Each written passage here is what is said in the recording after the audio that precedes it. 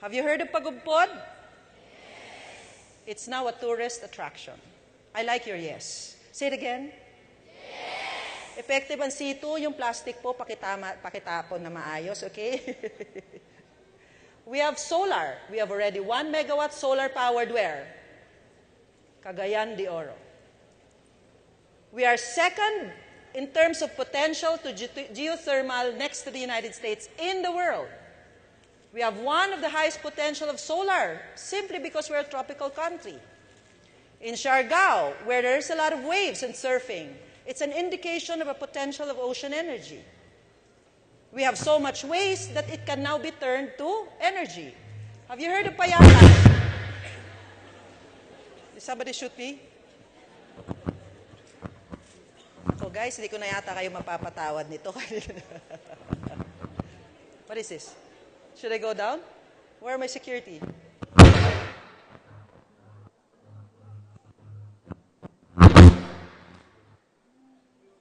So I won't move. These are the opportunities of climate. It's so warm. Walter, can I move now? That wasn't part of the script. Okay. Can you just give me a round of applause here? Oh. So, what I'm telling you here is that the government already has a plan. We are being criticized that we like planning and we can't implement it. You see, government and Congress comes up with a law and the citizens are supposed to comply with it. We cannot be going all around town arresting anyone that doesn't comply. Because compliance of the law excuses no one. Ignorance of the law excuses no one for compliance therewith. We need you to be proactive in knowing what these laws are. We already have the National Climate Change Action Plan. We already have the Disaster Risk Management Plan. Did you know that if your mayor commits any of those acts under the Disaster Risk Management Act, they can be perpetually disqualified from office. And you, an ordinary citizen, can use that law to make sure that your local government complies. Anyone who misuses relief goods is a criminal act. You should know that. Third, if a local government is already informed of their vulnerabilities and already have all these tools that says that you're vulnerable and refuse to put it in their plan, they can be penalized under the Disaster Risk Management Act. How many of you know that? Do you think that's useful information?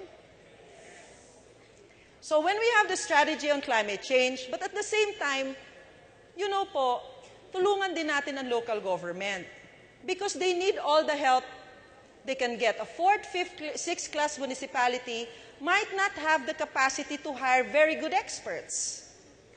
They need support in that sense. And they need even science students. How many of you here are science students? Not a lot. So that's why, but that was intentional. Because when we try to integrate climate change in the curriculum, it is automatically placed in the science subject. But not all students take science. So that's why all forums like this are really intended to be given to students that are not taking science subjects.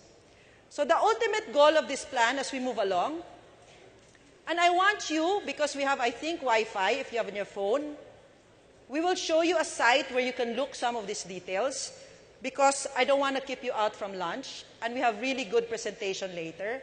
Don't you worry, we have very good presentation later. We will redeem ourselves despite technical difficulties. As we move along on these presentations that we have today, the main reason really, and I'm so happy to see a lot of you here, we want you to multiply. Alam kong wala nang multiply. Facebook na ngayon. We want you to multiply on Facebook. Tweet. Be informative. Dahil hindi kayo pwedeng sumingil kung hindi nyo alam ang sinisingil nyo. Kung ako at alam kong ang tanong ay tama, magandang sagutin. Merong mga tanong na hindi ko masagot. May mga tanong na kaya kong sagutin. Pero overall, yung minsan, kung sino yung nagtatanong, alam na talaga yung sagot. Di ba? Di ba sa klase? Magtatanong ka, pero alam mo yung sagot? Gusto mo lang ipayan yung teacher mo? Kung alam niya? Hindi ako ganon, ha? So anyway, next please. So overall, we got support from our partners, from USA, from GIZ, from UNDP. Those are bilateral and multilateral agencies that provide us support. We know that they've been giving us a lot of aid and relief, but it is only temporary. We want to be able to build back better on a more longer-term planning. And these agencies also provide us that. We presented this before. This is our eco-town. A lot of you have seen the scale model.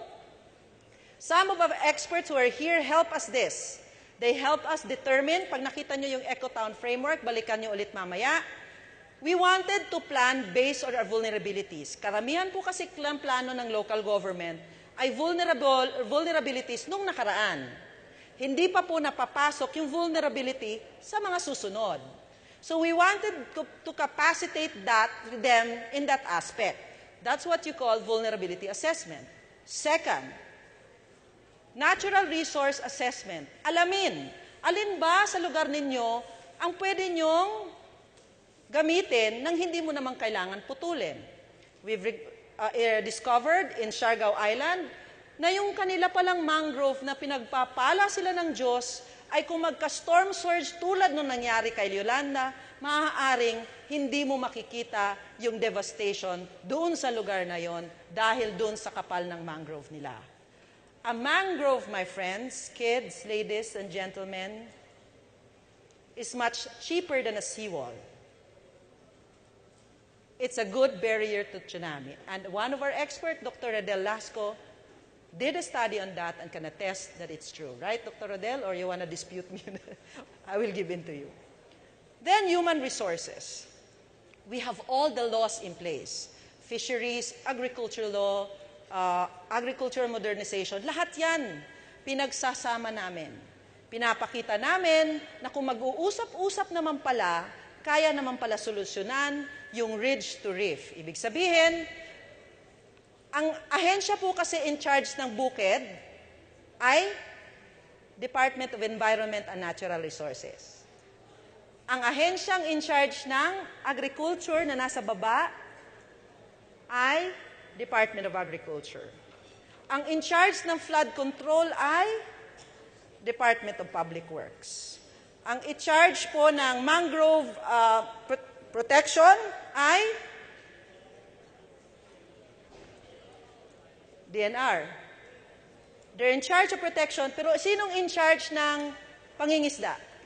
Department of Agriculture. So isipin mo kung itong ahensya hindi mag-usap-usap.